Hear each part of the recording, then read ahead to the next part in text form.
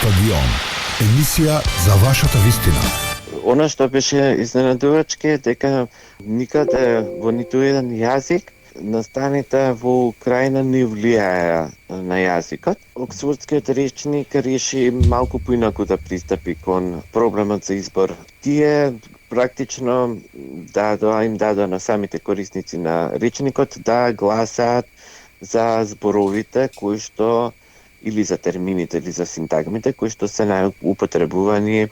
Ние се користеа лингвистички алатки за да може да се добие зборот на годината. Инаку да кажеме дека под на годината според Оксфордскиот речник тоа е гоблин мод, односно режим на гоблинот. Оваа синтагма практично означува еден вид на егоистичен модел на однесување, кој што ги отфрла општествените норми и општествените очекувања и за кој што е карактеристична, да кажеме, мрзеливоста, отсуството на штедрост, исто така невнимателност, како кон другите, така и кон сопствениот надворешен изглед.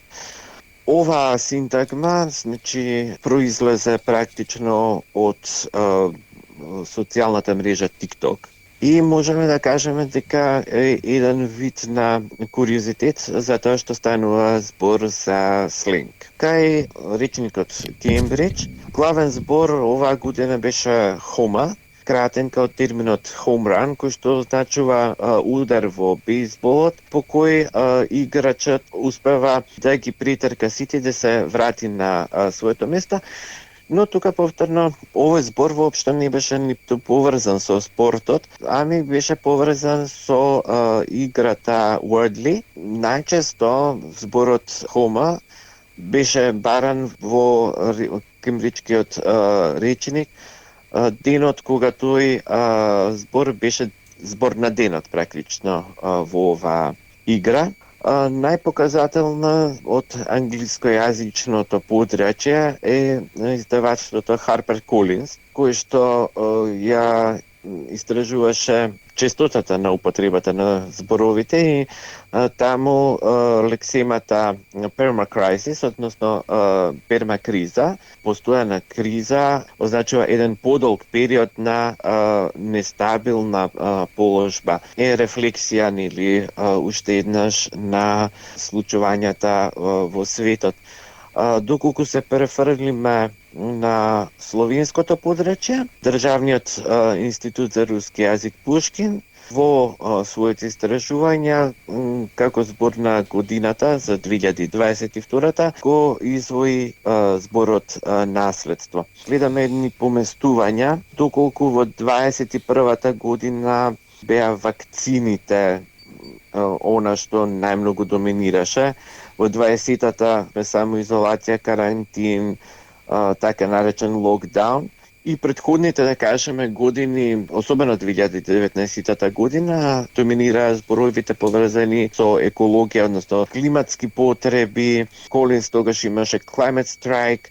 Оваа година гледаме една разлика и промени кон однесувањето на луѓето кон лексиката и кон секојдневието, односно малку опуштање. Лани 5 збора беа, вакцинација беше на врвот. Оваа година да се каже во Македонија? Очекувано, значи не извршивме толку длабинска анализа како минатата година. Она што е интересно во македонскиот јазик е дека дневно политичките настани многу влијаја врз употребата на различни лексеми. На прво место излезе зборот криза, како политичка, така и во економска смисла, па дури множно често се спомнуваше и идентитетската криза. Како втор збор би го избрала струја, односно електрична енергија, затоа што лексемите се различни, меѓутоа значењето е исто и тоа секако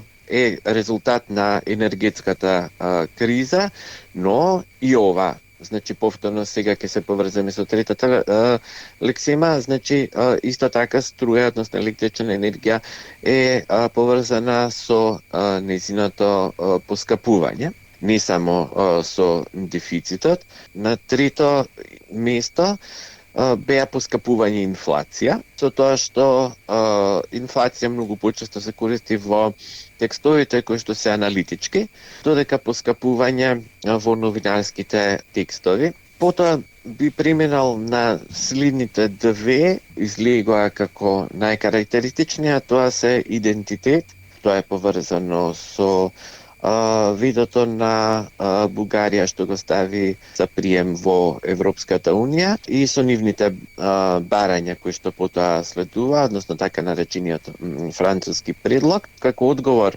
на лексимата идентитет на социјалните мрежи, но потоа прифатено на порталите пред се е еден, да кажеме, збор, а тоа е бугаризација. Флексемата, односно зборот избори се многу карактеристични во изборни години и често се користат. Она што е интересно е што 2022 година беше неизборна година.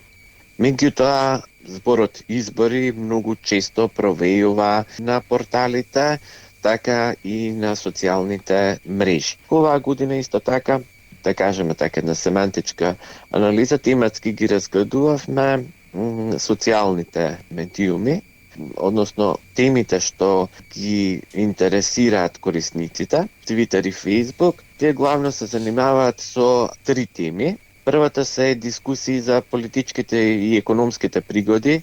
Тоа главно доминира домашната сцена. На овие теми многу се полемизира и можете да најдете, например, некои статуси или твитови каде што има над 1000 коментари, што е вистински куриозитет и тоа често се случува. Она што го забележуваме како промена во социјалните мрежи е тоа дека сатирата започнува да предничи на социјалните мрежи. Мораме да признаеме дека корисниците на македонскиот јазик се многу инвентивни во оваа смисла, затоа што сатирата е еден жанр кој што бара сериозно владење на јазикот, па да кажеме еден, ако не висок, тогаш пристоен интелект. И она што накрај би го заокружил, кога станува збор за социјалните мрежи, тоа е една тажна ситуација, тоа е напливот на апели за помош и на објавите за хуманитарни настани. Тоа е рефлексија на економската криза. Да, и економската криза, меѓутоа мораме да кажеме дека тука веќе се повеќе луѓето, освен тоа, значи што станува збор за апели за помош за луѓе, но исто така станува збори за зголемување на свесноста на луѓето за грижата за животните и за грижата за нашата животна средина. Имаме, значи, да заклучиме, сепак има позитивни трендови, сатирата бара поголема писменост, има говорна образа, меѓутоа сатирата е многу пософистицирана.